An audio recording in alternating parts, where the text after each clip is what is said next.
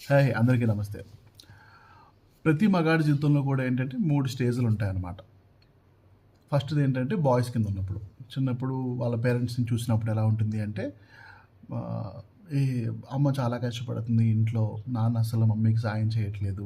So, నేను పెద్దయిన తర్వాత మా మమ్మీకి చాలా ఎక్కువ సాయం చేస్తాను.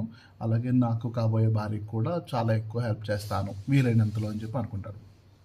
అండ్ సెకండ్ స్టేజ్ వచ్చేసి పెళ్ళైన తర్వాత తన భార్యకి వీలున్నంత హెల్ప్ చేస్తూ ఉంటాడు. అంటే తన దృష్టిలో తాను నేను హెల్ప్ చేస్తున్నాను అనుకుంటాడు. నా భార్య గురించి నేను పట్టించుకుంటున్నాను అనుకుంటాడు. మూడో స్టేజ్కి వచ్చేటప్పటికి ఏంటంటే నేను అందరి గురించి పట్టించుకుంటున్నాను కానీ నా గురించి ఎవడు పట్టించుకోవట్లేదు అని అనుకుంటాడు.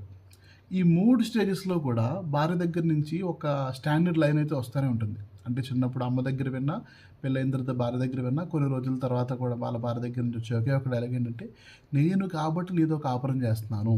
అదే ఇంకెవరన్నా అయితే ఎప్పుడో వదిలేసి వెళ్ళిపోయేది."